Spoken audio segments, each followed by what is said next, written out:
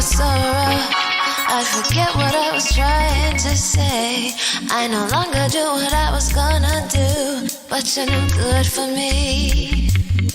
That's why me know I said me if it could flee. Me I fi take away me say. Me I fi take away me say. Greetings, kings and queens. Welcome to another Real Stuff podcast. Today is Tuesday. And if it is Tuesday, there's an election going on somewhere in the United States. But we know what we have right here going on for us on the Real Stuff podcast. Today we're going to talk about what is mental health. And we have with us today, we have Mr. Carlston Medford, Maxwanette, Miss Francine Mitchell, and also Miss Cornetta Murray, and they will be joining us in a few minutes. So in the meantime, sit and stay, don't go nowhere. We'll be right back. But soon you're gonna see the light of day. Just relax, don't move an inch. I'll be gone in a pinch. May I feel take away myself. May I feel take away myself. May I feel eye like a thief in the night. Get out your side. Me happy. Take away myself.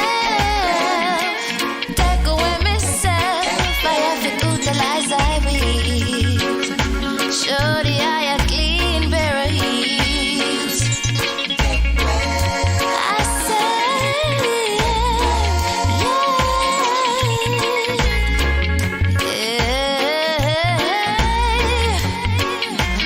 been there, done that. Don't need it again, yeah. I'm not a masochist who won't play your game, To all you move your arm, me way to the core. Sayonara, the hot girl gone through the door. Take away ourselves. Ah,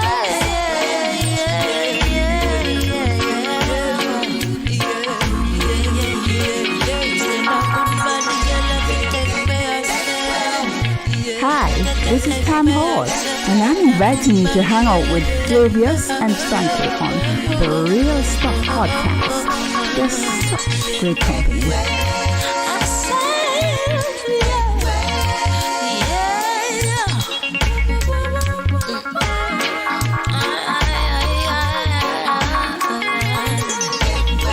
Yes. We're back.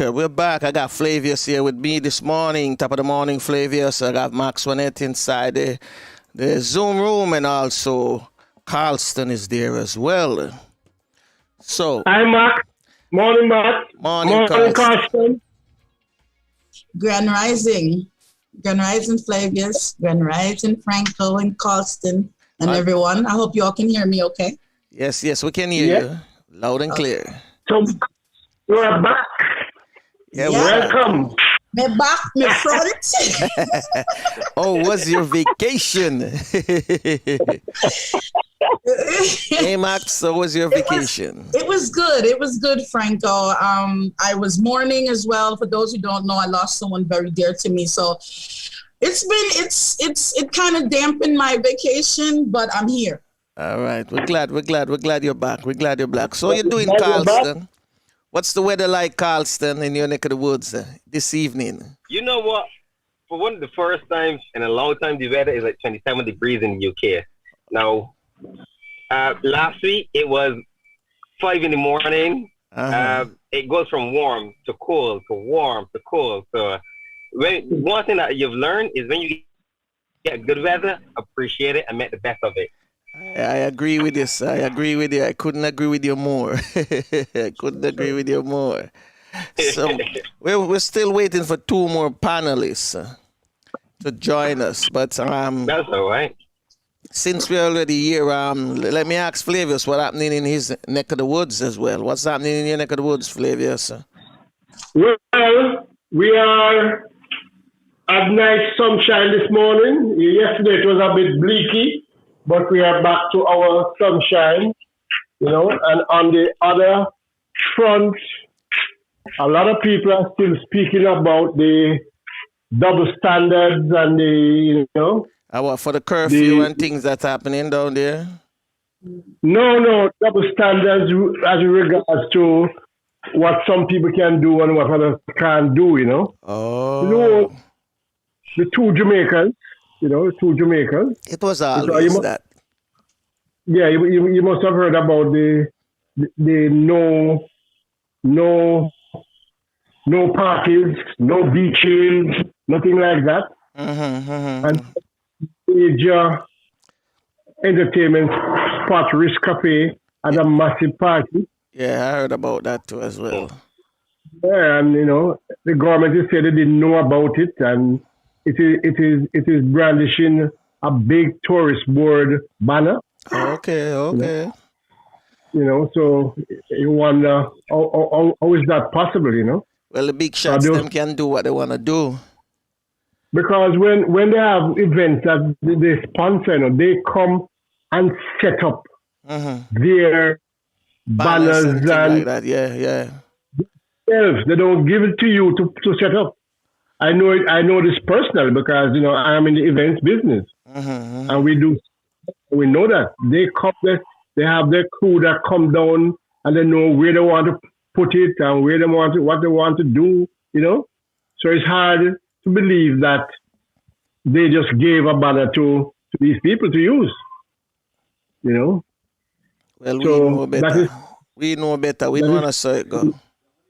yeah that is causing a lot of stir We already know, in sir. I know, sir. in Jamaica.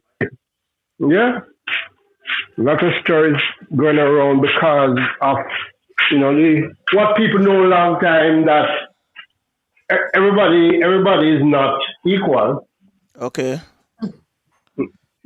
with no stretch of your imagination. Well, that's a Some form of distraction, It's a form of distraction, so them can do what they want to do in the meantime. So, Diversionary oh tactics. yeah, yes. So yeah, I want us to go right into it because we the time that we have today cannot even cover off what is mental no, health. Yeah, for You sure. understand me? So with who we have right now, I think we should just start it, and then we have somebody who's already a profession in the field, Carlston Medford. And we're going to start it off with you this morning, Carlston. But first, how is your family? How you and your family doing this morning? I mean, this Listen, evening, everyone is because you're fantastic. in a The evening different here time in zone. the UK, Yeah, so how you and your family doing? everyone is good. All right, glad to know, glad to know. All right, we're going to start off with you. but before you throw it over to Carsten Franco, Recording in progress.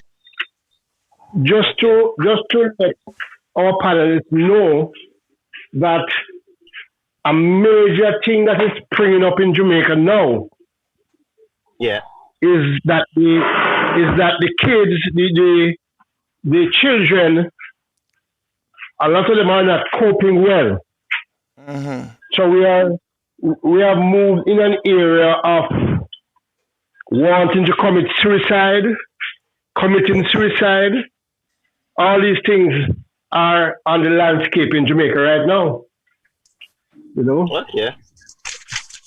So that's not something that they can look at. Okay. All Of right, course, Carlston, go ahead. Huh?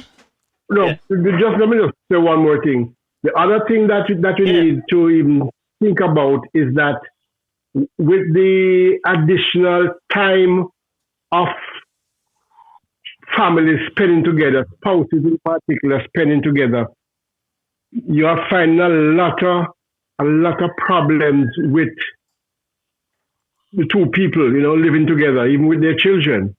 So we're having a lot of domestic violence, Oh yeah. killings, Oh yeah. and all that, based on the people them spending too much time together. They can't go out anywhere, and probably there were problems before. So these are topics. I just put those out there that is happening right now. So you can go ahead now, Carsten. Okay. All right. First, let me introduce myself to Miss Maxwanette. Yes. That's correct. Hi, how you doing? Perfect. This is the first time I'm Perfect. seeing you, so let me. Yeah. Travis, what you were talking about as you were speaking, I was thinking. First issue about young people and suicide and what is happening. And the first thing that came to my mind was to think, what age group are we discussing, or do they fall in? Because when we have social structure and we change the dynamics of social structure, we do not realize what it does to us internally. We do not realize our connection with people. And just to show you what lockdown kind of highlighted, if people paid attention, is how much we depend on connection. Mm-hmm. Mm-hmm. For instance, when you see people on a daily basis, and you take it for granted, but you'll see a friend, you'll see a family, you'll give them a hug. You'll see a friend, you'll bump fist, give them a handshake, a pat, a greeting. We always pass each other and we touch each other. We don't think about it, but we do this unconsciously, right? We touch each other. Now, previously, before on the program, you know me, I talk about dopamine, serotonin, oxytocin, right? Mm-hmm. These are the hormones that we produce in our body because of connections, because of working with other people, helping someone, hugging your loved ones, working on and exercising. These hormones is what keeps our mental health, in brackets, they also put that in brackets because that's a general term, functioning in parameters that we call normal. Now, you put them in a different situation. You take those kids, you take them away from the school environment. They're not seeing their friends. And for me personally, school was a place that was, it was a safe haven away from home. You know, on this program, I talk about my childhood and the things I went through. And for me, school was a safe haven from home. Quite similar to what you said about adult people living together and the crime went up and domestic violence went up. When you have an environment that you use, that you try to get away from in order to keep you balanced, and then you are suspended in that same environment over a long duration of time, it will play havoc on your mental stability. It play havoc on your physical stability. Mm-hmm. Right? Once your health is affected, your mental health, your physical health is also affected. That's right. Mm-hmm. So, just recapping it, with young people, I would have to examine, have more information about the dynamics of their social structure, how long they spend at school, how they are with their friends. A lot of people use connection is so important when you're young. That is the development stage to lead us into adulthood. Mm-hmm. So even at a young age, what we would say as an adult will be, okay, I can't see that. We may not understand because we are already seasoned human beings. Mm-hmm. But for a young person to be suddenly detached from that social structure, from that connection, this friendship that is somebody that they're confide in, you take that person or that element and you are causing all kind of hormonal imbalances in that human being, as well as things that their mind just focus on the problem without the knowledge or the experience to figure out how to deal with it. Does that make sense?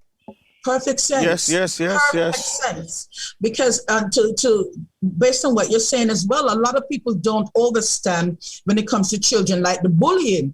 They think, oh, it's just children being children, it's bullying. There's a lot of psychological and emotional effects from bullying. Words have meanings. So if you keep telling somebody every day, you're stupid, you're ugly, you're dumb, every single day as a child or on a regular basis, do not be surprised that this child now has, as a teenager and adult, issues and low self-esteem because it's something that's penetrating. Oh, yeah. Or end up becoming the bullier. Start bullying other people. Add to what you just said, sorry for crossing my friend. To add to what you just said, we think that bullying only comes from school and from other kids. It comes from family environment as well. Oh, yes. Now, what you just said about telling a child you're stupid and stuff, I come up in an environment being told that by family members. Oh, yes. Yes, we did. We only look at the idea of bullying coming from one child to another, right? Mm-hmm. And a lot of the cases, it is that person. And a lot of people, we don't understand what bullying is. It is, to me, it is a beating down a person's drive, enthusiasm, because we ourselves lack that. Lack it, yeah. And we basically portray or project onto young people what more or less was done to us. on how we feel and not realizing the damage we are actually causing by repeating that pattern of behavior. And this is something, bullying is not just a child thing. It's just as adults, we don't call it that. Exactly. But we bully each other. Exactly. Oh, she fat. Oh, she slim. Oh, she tall. Oh, this. Oh, that. Every day, consistently, the negativity. That's bullying. We don't think about it. But it is. It happens in work and environments. it affects the brain. Families. It affects everything.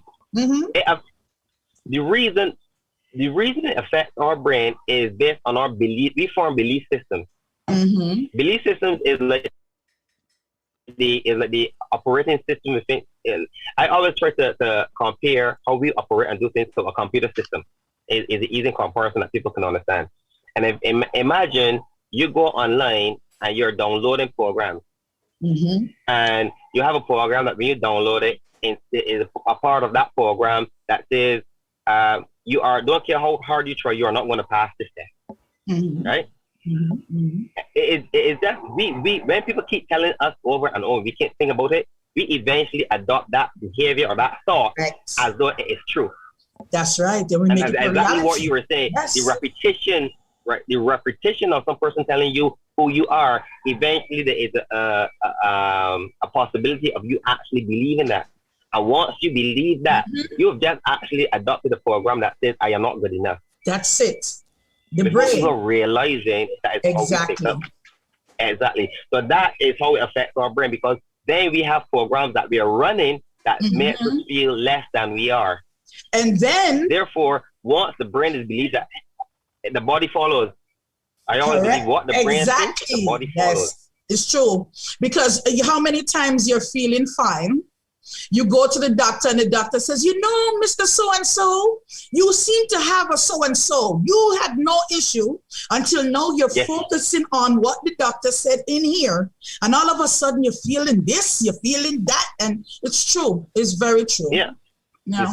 You start to search for what I call confirmation bias. If someone tells you something, you look for information to confirm that person's correct. Exactly. So from the time a doctor tells you, something is wrong with you and this, as you said, you will have all the information that you're taking, because we're consistently taking information in daily. Our brain has ways of processing so we don't get overloaded. So we either delete information, we distort it, or we generalize it. Right. So once the person, as you say, to a doctor said, you have these issues and this will happen, everything that happened to you, you are looking for information to confirm, you know what, yes, this has actually happened. Exactly. You never even noticed you had a pain before until the doctor said, oh, something's wrong with you. That part, every minute is, oh, I can feel that pain. I can feel it. Because it's here now. You got That's right. So yes, your body now will say, well, that's what you're expecting. It's going to produce it. Yes.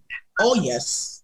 Oh, yes. That's what it ties. Mental health ties into abuse. It ties into everything in life, period. The brain, it ties into everything. So if you're going through a mental episode, people do not understand why all of a sudden your legs are weak, or you're vomiting, or you're going through all kinds of different things, because it causes a dis-ease in the body. You just mentioned the word I love to hear, my dear. Dis-ease, disease. Exactly. So, oh yeah. So for the kids, I like to break it down. Oh, sorry, continue. No, go ahead. You're finished what you're finishing up then. I would say I like to break down things simple, because once people can understand, then my first thing is always to make people aware. And once you are aware of actually what's happening, because how many times you go to a doctor and he actually breaks down everything step by step that you actually understand, or he tries to use big words to make it so complicated as though that's like you only understand. Yeah. When you can break things and people understand the mechanism, how things actually work, you have more control into how to change them. Because now you are aware, you are knowledgeable, you are conscious. Right. Of what actually you're doing, and then once you know that.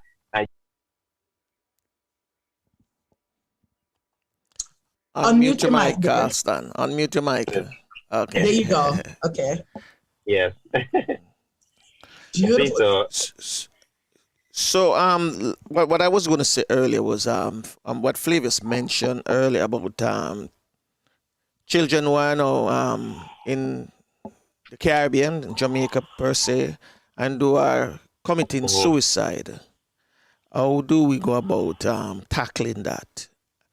As professionals, how do you bring that across to parents and family and friends? Okay, Miss Maxwanette, do you want to go first? You're the professional. I was a caseworker. You are more than overqualified compared to me. I can't say overqualified. I think we are all qualified because everybody's point of view is valid. From my point of view. Go ahead. Yeah. From my point of view, I think this is a social. I will attack it from one parent, 2 the child, and 3 community. There you go. I remember growing up in an environment where if I did something wrong, and we had no internet back then. By the time I got home, my grandmother would have known. I don't know how it was before, but for some reason, my grandmother knew everything when it happened. Right? Now, when we had discussions, you would stand outside and the neighbors come and we'll talk about things and we'll talk about problems. And these are things that we did in a community that was a common behavior. Now, everybody's so isolated. So when we talk about what young people are doing, it is no longer a problem for the young person alone or the parent. I think it should be community. The solution should be community structured. That's right. Because I may not have a choice, but I then will understand and recognize my next door neighbor's son. I can see how he's look. It takes a village to raise a child. Yes. Right. So within the school, you start programs like this should be within the school about resilience and talking about how when you find yourself feeling discouragement, who to turn to. Parents should be having regular, and I said regular, maybe once a month, once every 2 months, sit down because and this is my bias thing because there's no study for me to say it. The information I'm going to say is accurate. But how many parents are going to have discussions with the children about the school? I have, he's going to be 11 this month, and when we have discussions, and as I said, our discussions sometimes will come up because he did something silly. And I said, you, what is your problem? Tell me, right? And I got to be very aware and be careful of my own energy and my state at the time, because I have a tendency of realizing I start to show because that's the environment I grew up in, and I realized you got to take control of yourself first so he can feel relaxed, so he can open up and speak. And like I tell people, I will mention things and I will put my hand up and say, even I have to practice this certain behavior. And I will get him to talk about, listen, you react this way. Why is that? Why is your reaction like this? Because I'm not shouting. I asked you kindly. And, this happened and this has happened to him at school. And we start to talk about school and what happens then. And I said, okay. And I would then use, when I was at school and this happened to me, this is how I felt and this is what I did to make things better. I try not to tell my children what to do. I try to use stories as examples for them to figure out, well, let me try this. You'll be amazed that human behavior, we use parables and stories. That's what the Bible is the way it is. Everything is explained in the story. True. We use metaphors. True. To explain and get children thinking, how do I solve this issue? Because if we keep telling children what to do and what not to do, we are not teaching them how to problem solve. That's my belief. Exactly. True. I agree with that too. The reason person will, right. Thank you. And the reason one of the reasons, in my opinion, that people will take the choice of committing suicide, it is not to hurt anybody. It's not even to hurt themselves. It is, from their point of view, it is the only solution because they don't have another option. So by creating options to young people and say, listen, let's have regular forums and let's discuss what you're struggling with. It gives people an either way of looking at things, a way of processing what they're going through in order to make different decisions. Because, like I said, suicide is the last resort option. It is not the first thing a person will do. It is get the situation, you know what, I had enough, there's no more. That is a last minute option. So what we got to do is introduce things in between to make sure people have options.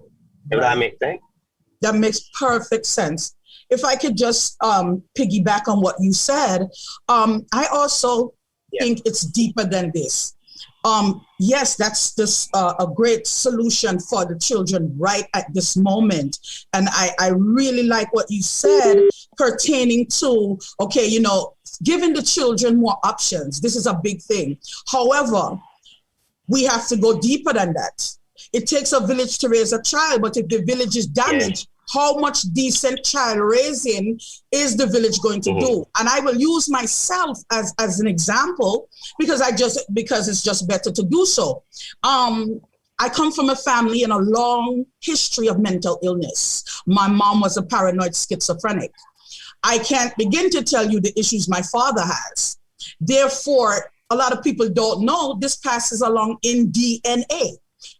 They think it's just, oh, that's mad so-and-so down the road. I could remember growing up, people would laugh at the madman down the lane in St. Anne's, and he would stand there for like over an hour, just bawling, and people used to make fun and used to think that this was a joke. And I could remember as a child, I would watch him and cry because I knew the man was suffering.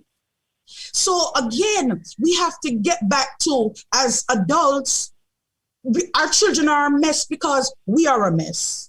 I can honestly say as a parent, my children here, they're big and grown now and gone about their business, and I have 8 grandchildren, but it's the residual effects will follow in the remnants because we are not addressing it. How many of us grew up with, if you say something, you get a box, you get a kick, you get a tongue, you get a bad word, you get a this, that, you come in like this, you feel about that, good, that, bop. And these are things that we pass over along to our children. I could remember being very upset with my own mother because as a child, we had zero connection. Because I was not aware that she was a paranoid schizophrenic. I just knew mommy had problem and nobody wouldn't address it. So I suffered.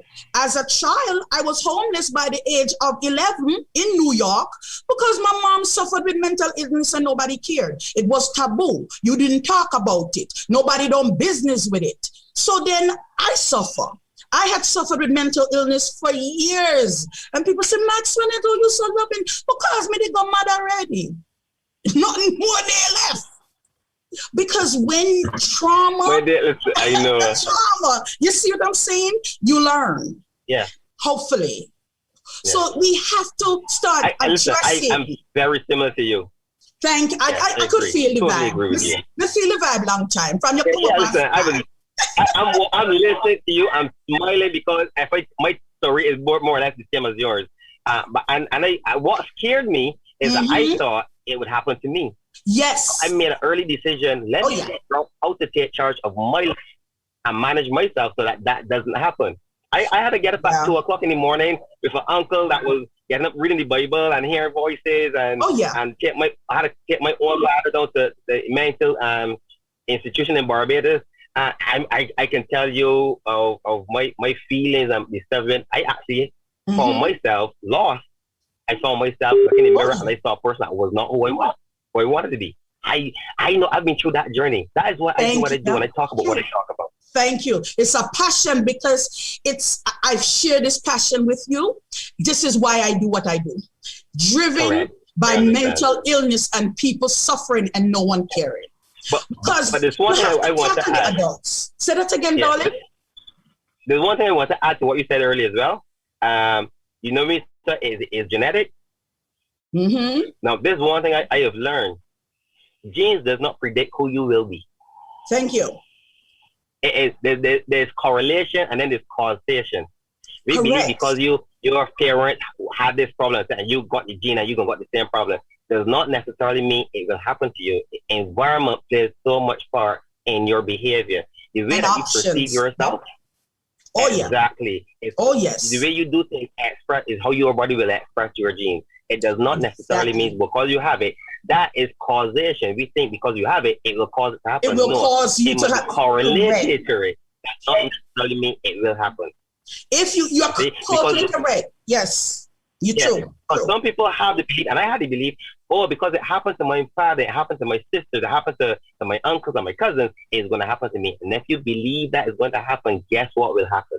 Of course, you're bringing it into existence. I think it's more best to use it as a informational tool. Look at your family tree.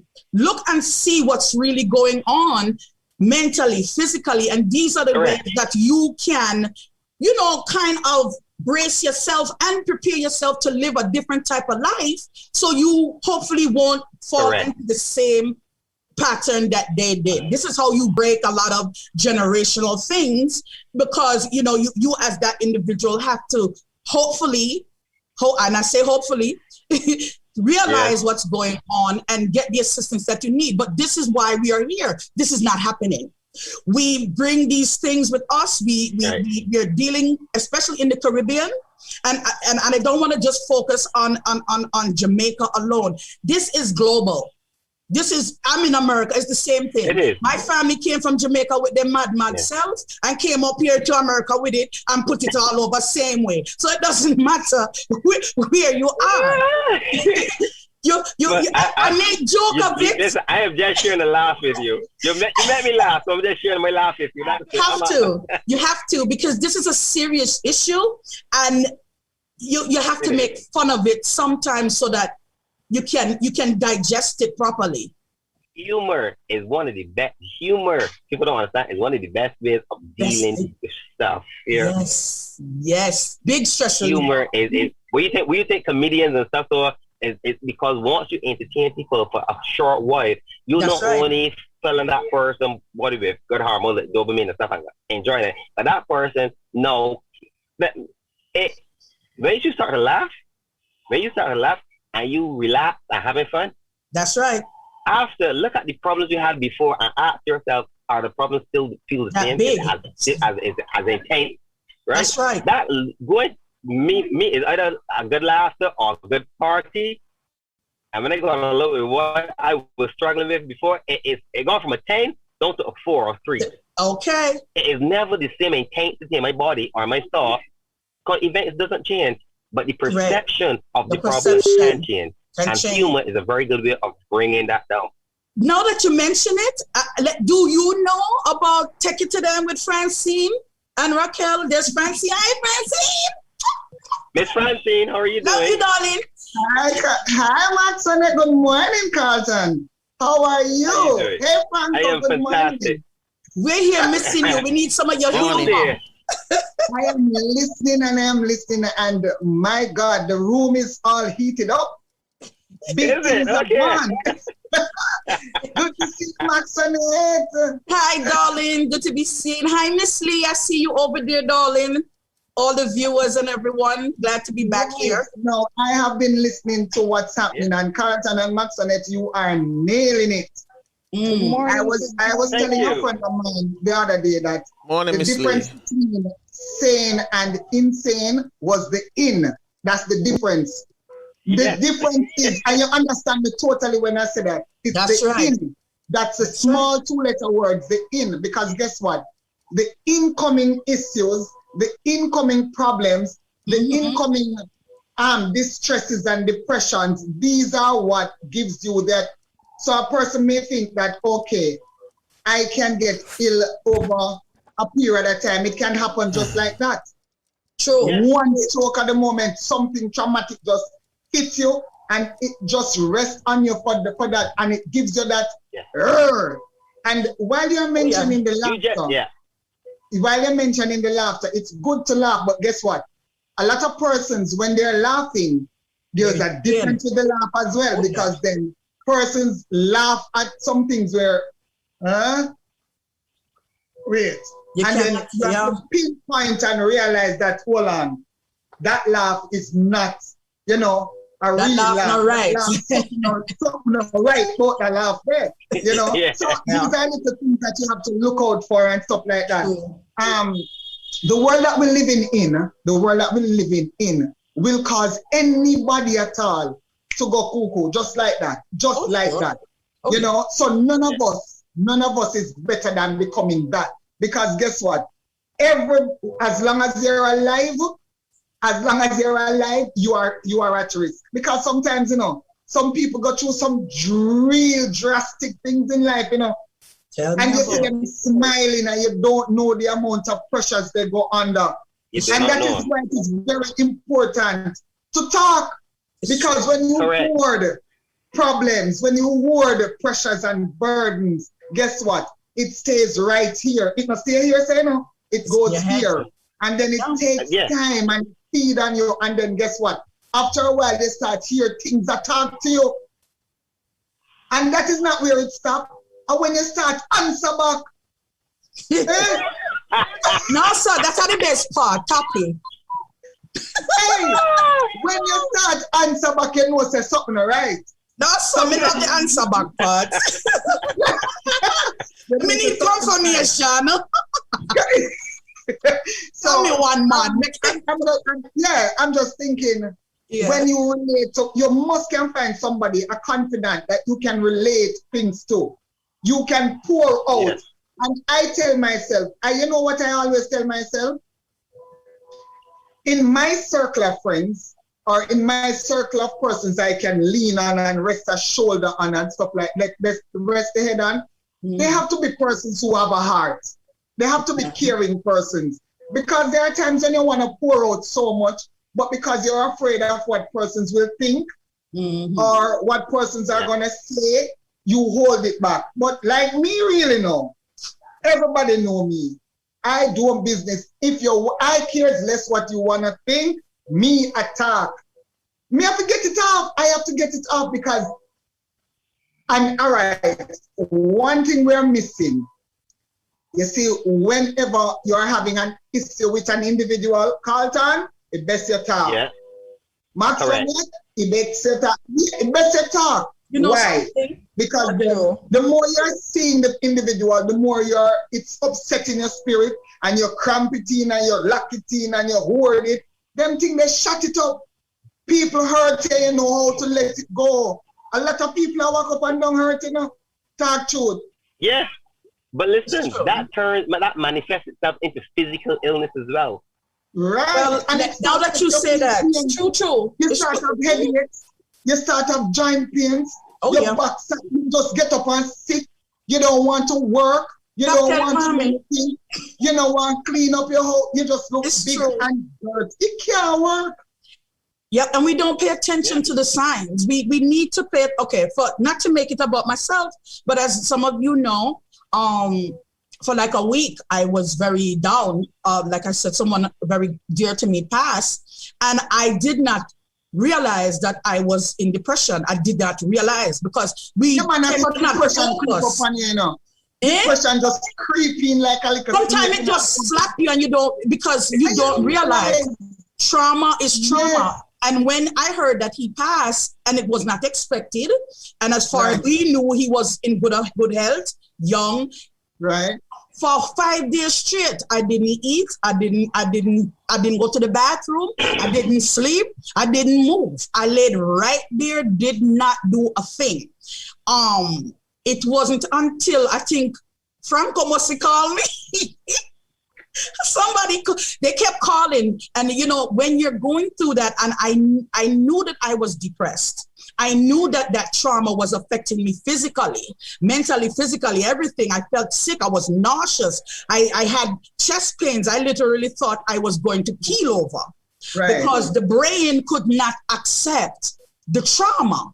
So, you know, it took you, Francine, Franco, Flavius, Courtney, and everybody on Facebook, the poets and creatives, people kept calling and texting, and I even got upset. I said, why these damn people don't leave me alone? They don't hear me agree. What do them? I was offended. We couldn't allow you to grieve by yourself. Oh, I love you guys. But this is what I'm talking about. If you all did not come, if you didn't come, exactly. If I did not have that circle already, because I'm not used to it. Again, I am used to dealing with things on my own. So I was not used to that. So I was offended by everyone trying to help. And I said, wait a minute, what is your problem? So I started, just one ball. If I want to see it dirty, leave me, make me wobble. We could can't even do that. So you see, but if you don't snap out of it, and this is my thing, it may people like, oh, but somebody died, you expect that. Yes, but if you do not break out of that, find some type of distraction, play music, sing, dance, laugh, do something, then you're on a bad road, because that can lead to severe mental illness. It can. Can I say this to you? Please, darling, and we're gonna let Miss Lee come in. All right, and I want to list Carlton. My mother died in the year 2000. You hear me? Condolences. And do you know when I stopped crying for my mother? In the year 2021. Okay. This year. You know which year that? This year. Okay. I did not cry this year. I did not go in any depression this year. I did not. And you know what is funny? When it comes down to just the birthday, Mother's Day, and Easter, because that's the time when she died right on Good Friday. Mm-hmm. Yeah. And then when it comes down to Christmas, because she was the Christmas fanatic, so I didn't do Christmas, I didn't do Easter. Mother's Day, do not send me a Mother's Day wish, because I don't want it. When it comes down to her birthday, so just imagine the amount of times in a 1 year I had to be mourning. Right. And if anybody dare to say to me, Francine, you need to stop it, I would be so upset. Why? I was not doing this on my own. I wasn't doing it on my own. I never choose to cry when it comes down to a time like that. It just happened. And I could be all excited up to the very last minute before the time come. And then, bam, it just happened. You remember I told you about program? But yes, it's like your mind set that is a program that you install in yourself, and every year it just triggers. You don't even have to think about it. You install a program.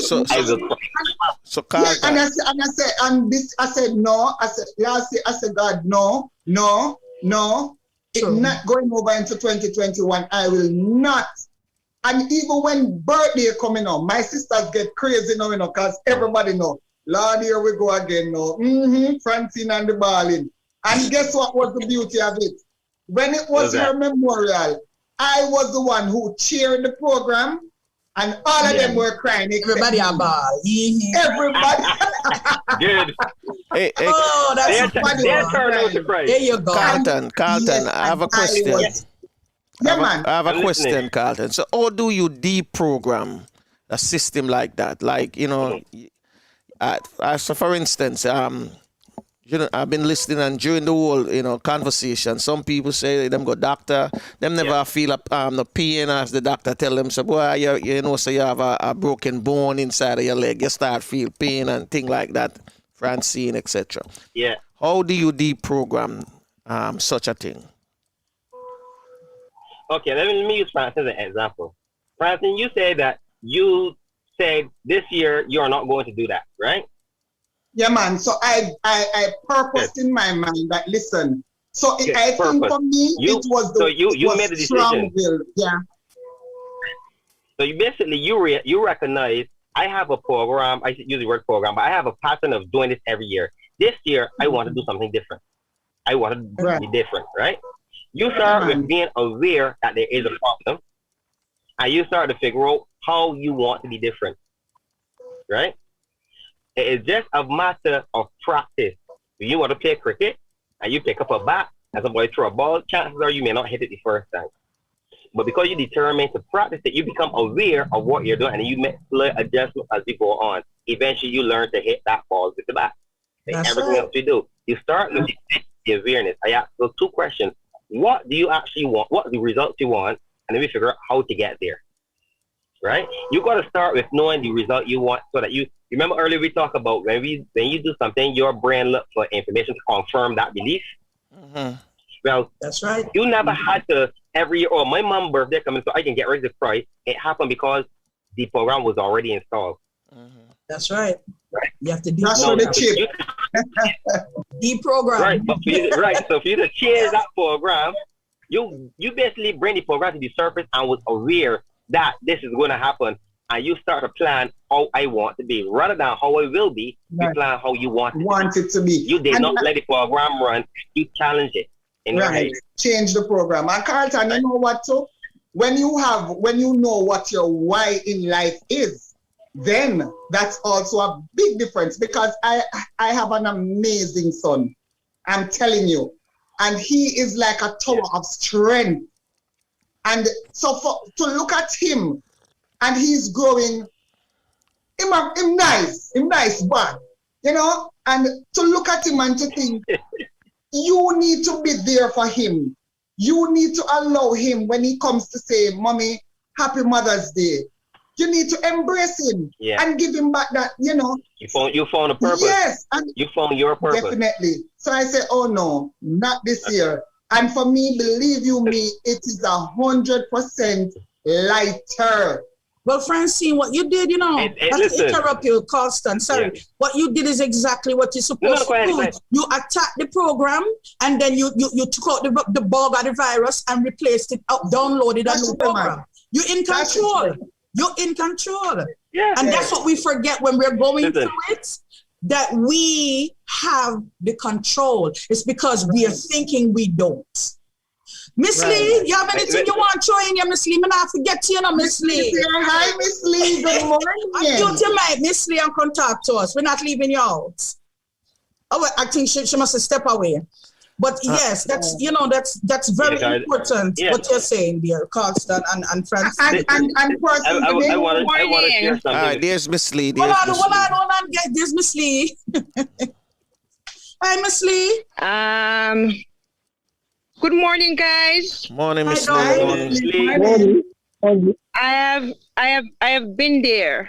Mental depression. I have been there. As a matter of fact, I think I'm still there. Okay. So let us see if we can help, you know. That's right. That's what you come together and do. Mm-hmm. My husband. Hi, my name is Carlston Medford. First, I'm gonna get to meet you. Okay. I am Miss Lee. I wonder. Marlene Buckley, aka Miss Lee. Okay. My husband was diagnosed with cancer in 2005. Yeah. I was the only person caring for him, doing everything, shouldering all the burden, sending the kids to school. I had a little store at the time. I had to be at the shop. I had to do everything. So I ended up in the hospital. Yeah. You know, the doctor said it was mental depression. I had to get 6 tablets so I could sleep during the course of the night. Mm-hmm. Okay. In the same period of time, I went to my doctor now, which wasn't his doctor. And my doctor told me that I should stop going up and down with my husband to here and there, because the doctors are not being honest. He said that he won't make it. He's going to die. So all I have to do is just accept that. That was very hard to accept. Yeah. You know what? Even after 15 years after he died, I'm still there. Of course. Okay. Of course. Everything happened to me. I said, if he was alive, it wouldn't happen. I'm still there right now. That's right. Yeah, it's true. I'm so sorry. Miss Lee, I feel your pain. Oh, yeah. I honestly feel your pain. I have been there. And when it comes down to going about and assisting, I went through the whole process. And I have been there. I am going through the process of assisting my family. I've been, oh God, when I talk about losing family members, I have gone through that process, right? And I know it's not an easy road. And that's why I always tell persons, don't tell me you know what I'm going through. You don't know. Because what you experience is totally different from what I went through. And you might lost your mother. I lost my mother. But my relationship with my mother may have been different with how you had a relationship with your mother. So, Miss Lee, in terms of comforting, I would ask you kindly to whisper a word of prayer to your Creator. Whisper a word of prayer and tell him what you would want him to do for you in terms of your mind, because the amount of medication may not work, because sometimes these medications just allow you to stay calm. But as soon as it wears off, you go right. Yeah, I agree with that. Medication don't fix the problem. It masks the symptoms, but it does not really fix the problem. So let me stand correct. In some cases, medication can be very helpful. But the problem with medication, and funny enough, I work in pharmaceutical business as well. I deliver drugs and stuff to pharmacies, and I was doing it before I started my studying. And one thing that I've come across and learned is that the tablets that we take is like a synthetic replica of the hormones that our body naturally produces. So you can take tablets to change your state, make you feel different, make you feel calm and relaxed. The problem with that is if you're on a long term, and this is what I found working with clients recently, is that the one that is on medication for a long period of time, it's harder to work with because then you start to get dependent on the tablet. You get very dependent on the tablet to create the emotion and the feelings, because when you start to use medication, what hormones that they're producing that your body get used to, your body natural ability to produce those same hormones shuts down. Because imagine if you're taking it externally and you're producing it internally, then you have too much of it. Right. That's so your body process will shut down and stop it. Right. Mm-hmm. And then people get addicted to medication. And if you got to just change, just the same medication, but change your brand or change your strength, you'll be amazed that it actually alters your behavior, because now your body is like, oh, I don't recognize this balance. Something is different. Mm-hmm. Right. So one of the first things before I would, and I'm listening to Miss Lee just, and I can't help but making notes in my head and things. It's on the door. When we even mentioned about her husband, the feeling. Remember, you're not the reaction that you're getting now is based on something in your past. It's not happened present, but you're still reacting. You're reliving that emotion. So even the sad feeling comes again. I assume that she's probably feeling that feeling in her chest as well. Every emotion, there's a description to that emotion as well. And when I work with people, I try to figure out how do you represent that in your body, and try to then figure out when you're with it. If Miss Lee, you're listening, right? Miss Lee? Is Miss Lee? She's listening. Yes, I am. Okay. Yeah. Let me ask you a question. Tell me a memory that you have of your husband that you all was like hilariously laughing and had such fun time. Oh, he was afraid of his side. So the kids and I would always hold him down on the bed and tickle his side, you know? Yeah. Okay. You think about it right now. Yeah. Imagine actually you doing it right now. Tell me how you're feeling. When I think about that, I just wish he was here. But think about the part, Miss Lee. When you first mentioned it, you bust out a laugh like a while ago. You know, I heard it. Mm-hmm. That's a memory of joy. Yes, the idea, right? Exactly. The idea is that when you focus on memories, we have emotion attached to memories, right? Mm-hmm. And just know she said, when I asked her that, she started to laugh. If it was close or so, I would ask her to describe that feeling, that emotion. Mm-hmm. And what I try to do is help people to hone in on those emotions and realize that you can map that behavior. And every time you think about the person, when you feel sad, get you to change that feeling of sadness into the pattern of when you feel good. And you can actually train yourself not to feel bad. Even when you have the memory of the person, you can change, the same way that you make a decision not to cry out every year, you can train yourself to respond to something by being aware of how you feel and being aware of how you feel when you're bad compared to how you're good, and mapping that behavior. We call it in NLP, we call it submodalities. Understanding how your body, every time you feel bad about something, there's the emotion. I ask you to describe it if it's visual, if it's cold, if it's warm. And once you get very specific how you represent that information, compared to how you represent information when you're happy and good memories, and then get you to make those adjustments so that then you train your body now how to respond when they think about a person. For example, for me, I always use me as an example. I know me, and I can tell you everything about myself. My grandmother, I am a grandmother child. I'm proud of that, and I'm happy. I'm grandmother. Both my two grandmothers helped shape the human being that I am right now. Not my parents, my grandmothers, right? When my second grandma, because my first grandmother died when I was 16, my last grandmother, my mom's mother, when she died about 10 years now ago, yes, 10 years actually, we sat down and I was able to tell my grandmother, thank you for raising me and being in my life. And she told me, when you hear that I passed, you got a choice. You can feel bad and cry, or you can think about all the good things and you can feel good and smile and be glad that you had me there. And I cannot talk about my grandmother unless I have a smile on my face. I cannot feel bad. Death is my grandmother told me death is part of life. We all will get there, right? So if I keep focusing on she's gonna blah blah, I am wasting memories and emotions where I could focus on the good times and the laughter. If I hear somebody and I laugh or they say something and it reminds me my grandmother would do that or say that, I laugh. I've never shed a tear.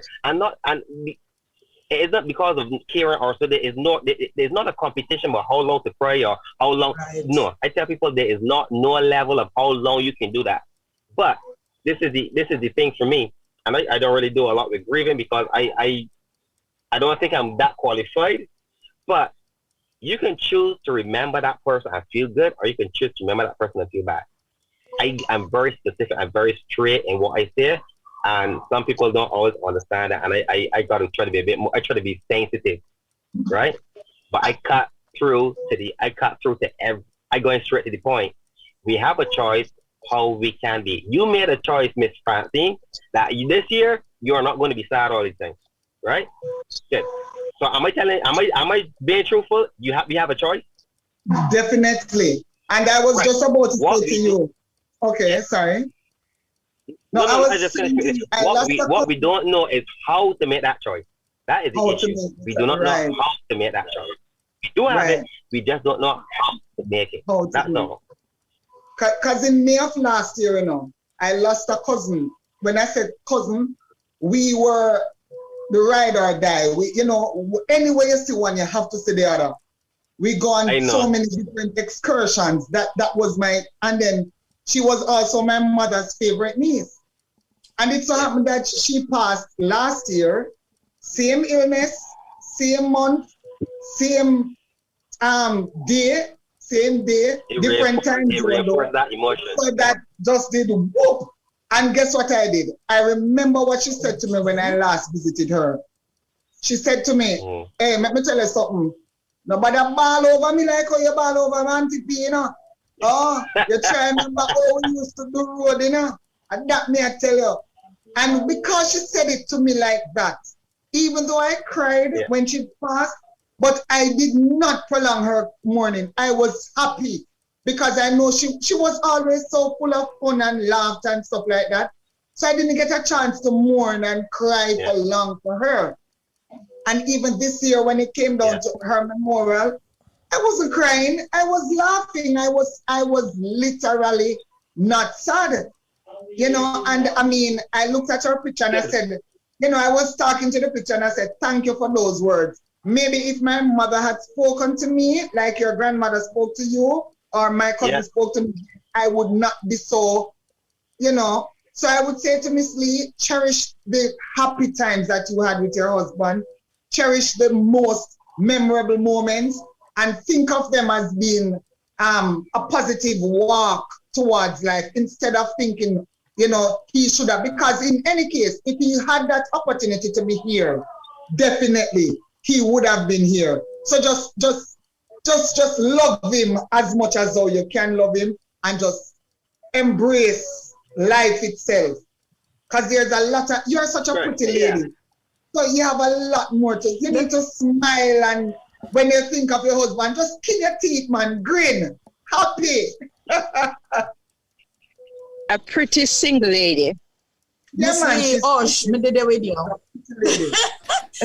Carlton. Let me not cut to Francine. Yes, I understand exactly where you are because this hasn't even been 2 weeks. May 18th was when I lost someone dear to me. So today is his autopsy because they're trying to figure out what caused this massive stroke. So I can't understand what you're saying. He wasn't my husband, but unbeknownst to me, he was coming to propose in August. So at the end of the day, I understand that loss, and I'm telling you, I understand how heavy and it can affect the mental psyche. It was at a point where right now, even Francine say you're smiling, but you're in pain. I can't tell you how heavy my heart is right now. It's heavy bad. It heavy so till it think. It's not nice. I'm in that place where I'm angry and I'm resentful. And I know that. And I know that's not a healthy place to be. But we have to accept the process that we go through on an individualized basis. Don't feel it and go, you know what? And I'm not in that. No, deal with it, confront it, and then try to find a way to dismantle it. Right. And this is how I am dismantling it. Sitting here talking with you, Brother Carlston, Francine, Franco, everybody, as much people as I can talk to, because I need that connection. I need that vibe to pull me out of that dark place that I'm in right now. So I get what you're saying. Pretty fresh, you know. Yours is pretty fresh, you know. You're one fresh man. You're one freshman, but you're one fresh. But nah, lie, fresh. Hey, do like Miss Lee? Yes, you're Miss Lee, no matter pretty it up, Miss Lee. Just bust a ball and business, you know, man. No, I'm gonna have no more. You know what happened? I am tired. This is what happened when you're going through something and it's affecting your mental stability. I cried to the point I lost over 8 pounds. I am tired mentally and physically. I don't want to cry anymore, yet I know I probably will. So at the end of the day, this is how I deal with things, because as you said, as Brother Carlston said, when my mom was passing in 2008 from cancer, I laid on her bedside a bawl, and she woke me and look at me and go, hey, me are dead, you know. Me not staying. So you better find a way to deal with it. And my mother was just playing with it, so. I used to walk into hospice in Manhattan. I said, Miss Williams, you're dead yet? And she in her room, no, me there. And the people thought we were crazy. But this was our way of dealing with grief and knowing she's going to go. I understand. I got that. The humor. You see what I'm saying? So, Miss Lee, if I could reach out right now, I see them arm you and hug you up, and you see, and then you go pinch you because you have to laugh. You have got to find a way. She might cry when you pinch her. I'm not pinching you. You got to find a way to break out. Hey, but on a serious note, I wanna come in with something. So, how do we find support groups, or Well, that's what I'm saying. How to do her we do that? right Like now. for say Miss Lee, You need people to talk to. If you are, and I'm not knocking what people do, there are too many ways. Like Brother Carlston said, some medication work for some people, to each his own. I don't like that route. I think the physical route is best. Talk to people that you know you can trust, that now go straight in your face and mash you down with it. Talk to people. Reach out to others. Miss Lee, those are hard to find. Talk fat. You have my number. Call me. Even though I am busy, I will call you. We have numbers. Use them up. That's Use right. them. I have an idea for you all. When it comes to forming a group, not forming a group, start one. I'll tell you something. When you start to work to help somebody else, you'll be amazed at the amount of strength you find for yourself. For yourself. That's right. Miss Lee, in Jamaica right now, they have places that you can call. You can call a place and talk to them, okay, for mental wellness. They don't have to know you are, because there's such a stigma. A lot of people do not want to get help. They don't want to even admit that they have a problem. And sometimes you just need somebody to talk to. So, there's it's 1-888-639-5433. That's the mental health wellness, one of the places in Jamaica you can call. Call them, talk to them, tell them everything. They don't know you. Tell them, let it off. Find things to do. Even in COVID, we are locked down. We have to, this is the time, because of COVID, it has brushed and exploded a lot of mental illness. Get outside and go hug a tree. People telling me mad. Me not mad. Me I up the tree for release that the energy there. Do some grounding. Laugh, nothing wrong with that, lady. Not in a thing. Google it. You don't think I'm crazy. Google it. Guys. Dance right in your own space. Miss Lee, come in. Come in there. You know, what's my biggest problem? What that, darling? Before he died, he said that I won't find anybody else like him before he died. And it's as if I am trying to find him. Yeah, it's as if I'm even now like I'm trying to find him. But Miss Lee, he's right. He could be a twin. You will never find another one like him. But you cannot make it stop you from being find, no matter where you go. Here you know. You see, you. Someone who love you the way that he do. But Miss Lee, you find your strength from out of the kids. Then there must be one, that you can look at and say, boy, or you look at both of them and say, see him there every day with you, see him here. Might not be that physical realm that you look for, but the children, they are in him. So, but even if you don't have kids, sometimes with day you leave and you don't have Miss Lee, you have got to find it with him. No, I'm saying she have children for him. So look within the children, you see him, that's the fruit, that him seeds right there. So you understand me? So just love them, cherish them, nurture them, and them are gonna make you proud one day. I guarantee you that. Yeah. Well, the first thing, Miss Lee, I commend you. A lot of people would not even say, I'm going through something right now and I need some help. And that is a big thing. That is the beginning. And a year how long she says she got through it though? 15 years since he's dead. People seem to take more than 15 years. He died 2005. Okay. 16. That's a minute 16, yeah. Yep. So I want to mention something I just remembered. Beginning this year, I lost my brother and my aunt's husband. And I was talking with my aunt, and it's something that I just I mentioned to her. Condolences. I said, thank you. I said, that person, every person in your life, that we look at that person, we think that person is one. So that person is a physical being. That person is also energy. That person is also memories. That's right. Right? So think of it this way. Each person in your life is just three parts of them that you put together as a whole. Right?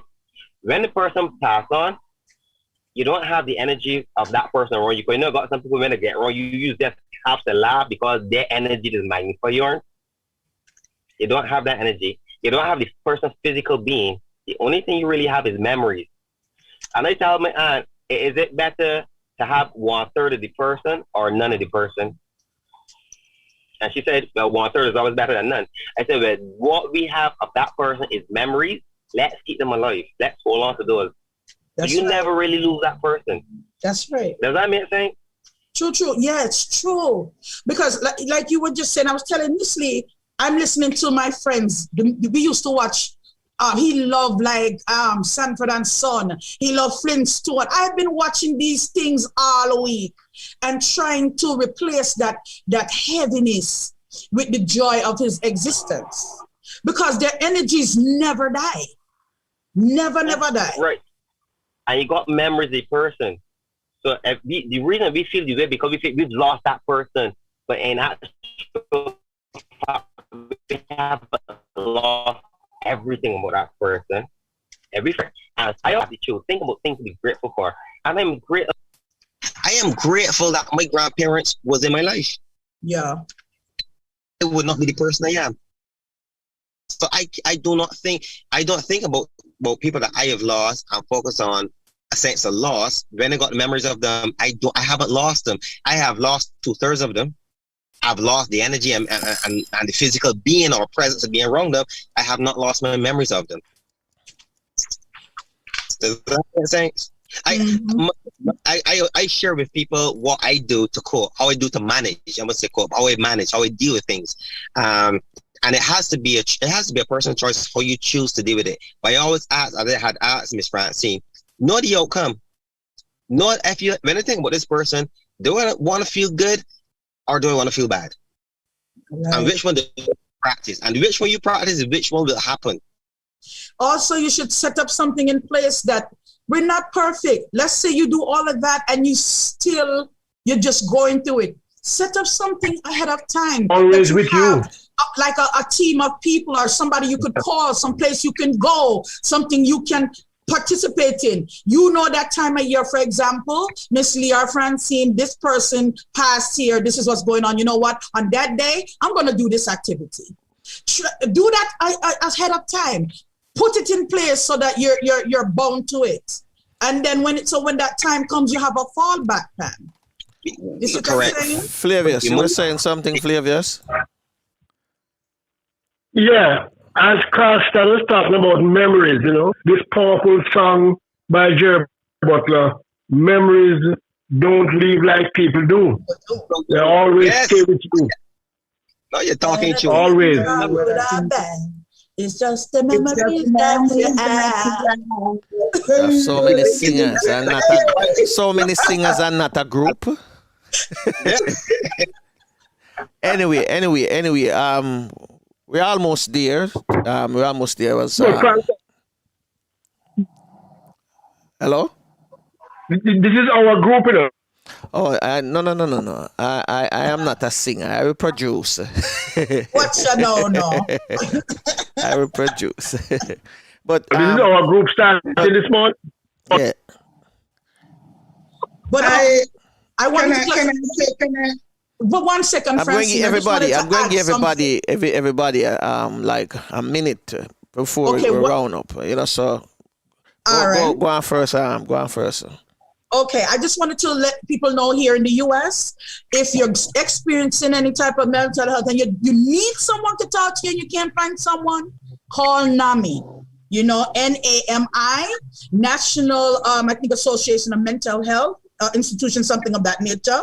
Call them. 1-800-950-6264. And they're there. You can speak to people anonymously. They don't have to know who you are. Just because sometimes you're going through crisis at that moment and you just need somebody to talk to. And again, in Jamaica, 1-888-839-5433. And that's the health and wellness number. Do not be ashamed to reach out and say something. Okay? We all in this life together. We must remember that. So reach out to everybody. Anybody that can help you. All right, Francine. Unmute your mic. Unmute yourself, Francine. All right. So it's just a thought that came to me. And as Carlton was mentioning earlier about choices, and a lot of persons don't realize that being happy is a choice. Staying joyful is a choice. So if you choose to live unhappy, it's a choice. And I realized it was hard to understand at first, but then as you gradually get into it, you'll realize that I never did have to have, we never did have to go to a land. I could have. It's like even a relationship. If you are in a relationship and the relationship is not going well, you choose to sit down in it for years and accept all the nonsense and the this and the that, and you're unhappy. It's a choice. So whether the choice is mandatory or not, because you have some mandatory choices, with some attachment. So it depends. You can either walk away or you can stay and say, okay, all right, me just go and bill or whatever. But it feels good to be happy. Mm-hmm. It feels good to be smiling. It feels good to when you laugh from the inside out. It feels good. So tears should be even tears of joy instead of tears of sadness. And we're all human, so of course we will get sad every now and then. But don't allow it to overshadow us. We control what we think, believe it or not. So we must know to what depths we want to think. Have a great day. Miss Lee. Beautiful. Miss Lee, go ahead now. Go ahead, Miss Lee. I just want to say thanks to all you guys for your kind words. And Maxwanette, Yes, I'm going my to take you love. up on that, man. I'm going to call. When the show done, shout me. Yourself. When the show Yeah, done, man. Me know you're back broad, so yeah, man. I'm going to spread it out like a towel. Don't worry yourself. No, you turn them. You go ball too. You stay there. I was just about to say that. Throw it at our feet. Flavius.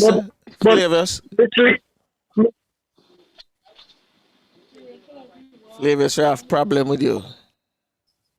All right, Carlston. Yeah. You not hearing me? All right, I hear you now. Make go ahead then, since I hear you. Just tell him that you can call me anytime. Okay, Miss Lee, Flavius say you can call him anytime too. All right, Carlston. Give you the last word. Okay, sir, give you the thank last you. words. Listen, let me thank you all. I'm so glad I get to come and meet Miss Francine and Miss Maxwanette. Lovely speaking to you all. You both. You all should be on stage, man. When you make me laugh, you are sweet. when it comes to mental health, this is what I like to tell people. Yeah. Every human being experiences mental health. That's right. You see, physical health, good or bad. Mental health, good or bad. All mental health really is when we are stuck in a state and we do not know how to deal with it or how to come out of it. We go through it. Everybody get up and down. Everybody get depressed. Everybody get anxious at some time. Is when you get stuck in that state and it is affecting your everyday life, it becomes a problem, right? The idea is to get people to change their perception of what we attach to that word mental health. The stigma, as we mentioned earlier, is mental health means you're crazy, you're mad, and then everybody wants to dissociate from it because nobody wants that label onto them. Mm-hmm. You take that label away and realize that every human being experience mental health, whether it be a good one or a bad one, we all experience. That's the first thing. If you can get past that stage and realize what I'm going through is only temporary, we can all get better. It means that people will make more steps to heal them. Mm-hmm. Beautiful. So I hope whoever hear this message understand what you are going through is only temporary. Tomorrow, if the rain is falling, at some point the sun will shine. It can't fall every day. That's right. Well, beautiful. We know, so we're preparing, Max, for the month of June. It just kick off today. Hurricane season begins for those in the Atlantic region. In another mood fit at all. So, and also it's I think it's and the 26th will be my birthday. 26th of this month. Yes. I should have known. So big things are going to go on. So we're coming down that side to have a birthday celebration. Big things are going to go on, Miss Lee. Not now go on. Bro, God chose to lock down the place. Excuse me, nobody hear me. What day did that? Hold on. Maybe you're Carlston. What day is her birthday again? The 26th. Also me. Yeah. So Miss Lee, that is what it is. The Cancerians in the my sister's the 27th, the 28th, and July 1st. No, 3rd. Beautiful Cancerians. My sister is the 20th. Look there. I surely will be having a good day. And anyway, today we start off Caribbean American Heritage Month as well. So we're gonna see if we can bring in some information on Caribbean citizens who are doing well in the US and in the region as well. Mm-hmm. All right. So Carlston, we want to thank you this morning. Pleasure is mine. Pleasure is all mine. Beautiful. I know it's evening now in your neck of the woods. My neck of the woods. Yeah. And you guys. Oh, this month too. England supposed to officially open, right? This month. 24th of this month. Mm-hmm. Okay. But we will see. All right. No backs until that day comes. Likewise, because yesterday was a trial run for the US. So let's see what happens. July 3rd.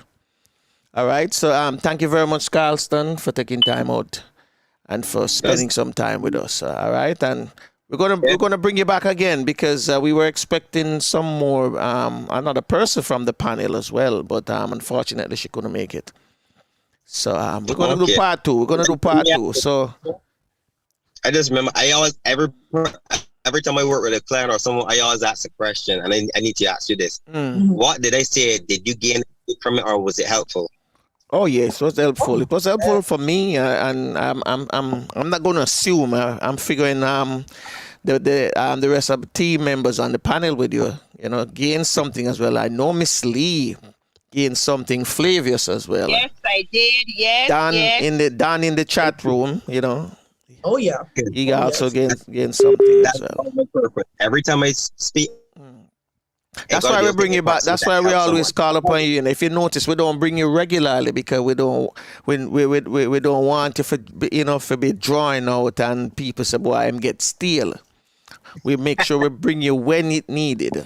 You understand me? I appreciate how he highlighted the choice. It's a choice. Yes, I really appreciate that part of it. Because you make the choice, but don't even realize that you actually made the choice. So yes, I appreciated that part. Good.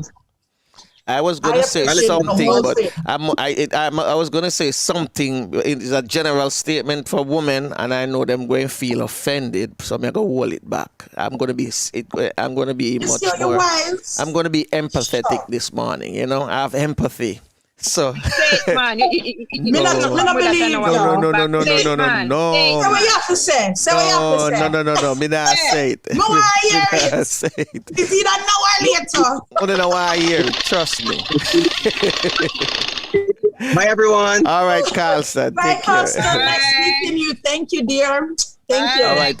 We're gonna. Everybody. Yeah, we're gonna wrap it up here. So until tomorrow. yes, Carlston. So guys, thank you very much, Francine, and for taking time out. I know it's your lunchtime, so bye. All right, Maxwanette, thank you also. All right, yeah. See you guys later. So with that, Miss Lee, you're there too. Thank you, Miss Lee, for taking time out as well. All right. See you later. You're welcome, sir. All right. Have a good day. All of you ladies, have a good day. You too, Franco and Flavius. Love you all. Likewise. Thank you.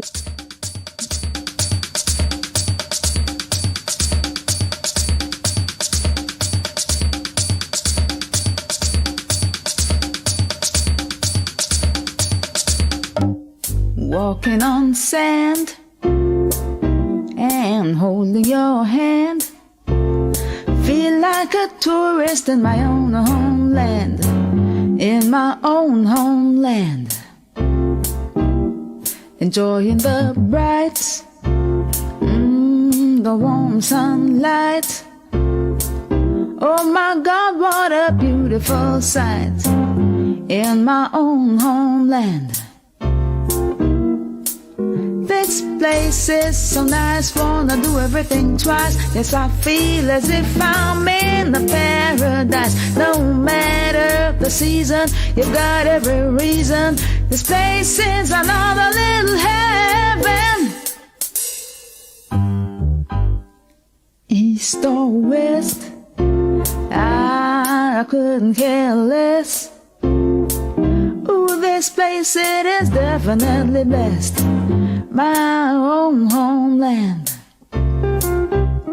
north or south. There you go. You just have a discussion from a panel on what is mental health. And we thank Mr. Carlston Medford, Maxwanette, Francine Mitchell, and our next panelist didn't show up. So that put us into the mode for a part two. So, Flavius, it's just you and I before we get out of here. What up for tomorrow? Well, tomorrow we start our Caribbean Music Legend series. And we're starting out tomorrow with Miss Pamor out of Jamaica. So that's where we're starting. Every Wednesday from now on. in a Caribbean music legend. And it could be a individual or a group or whatever. But people who have done well for us with their music. Okay. So we're starting tomorrow. All right. I want to send out some birthday greetings happy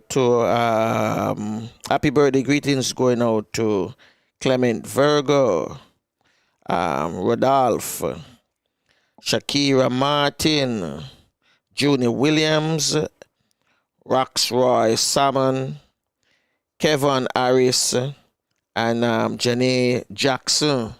So big ups on your Earth Strong. Hope that you are having a good day so far, and just enjoy it as best as you can, because whenever your Earth Strong come, you know it go. It's a day that people want to celebrate and make sure that them have fun. So do it with some level of discipline and respect. We're gonna have Mr. Ansel Lee daily inspiration message, and then we get out of here.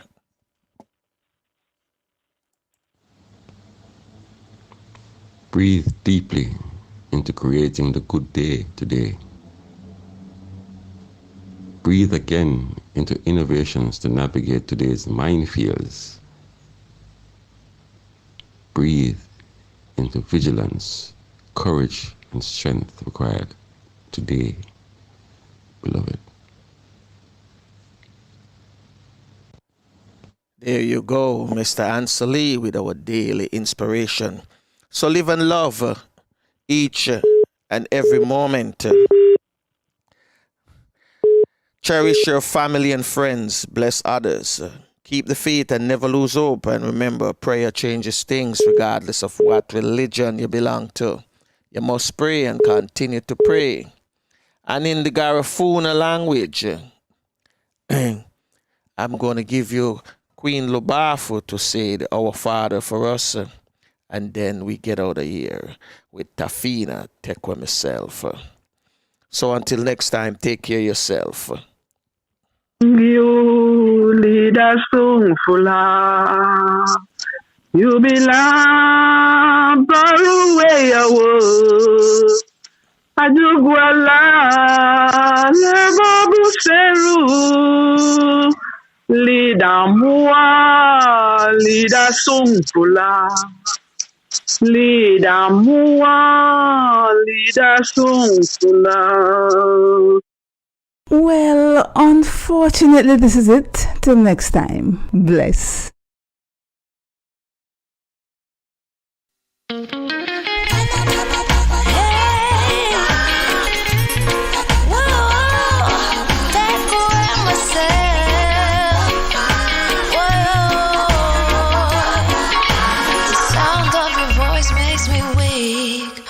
All you gotta do is just speak. One word is enough, and I'm no longer so rough. I forget what I was trying to say. I no longer do what I was gonna do, but you're no good for me. That's why me know what set me if it could flee. Me have to take away myself. Me have to take away myself. Me have to hide like a thief in the night. Me have to get out of sight. Me have to take away myself. I have to take away myself. I have to utilize I wings. Surely I leave where I ease. I said, yeah, I find you very hard to resist. But this relationship I'm gonna desist. But how can I face you when all I wanna do is just taste you? I know you think I play me, I play you, but soon you're gonna see the light of day.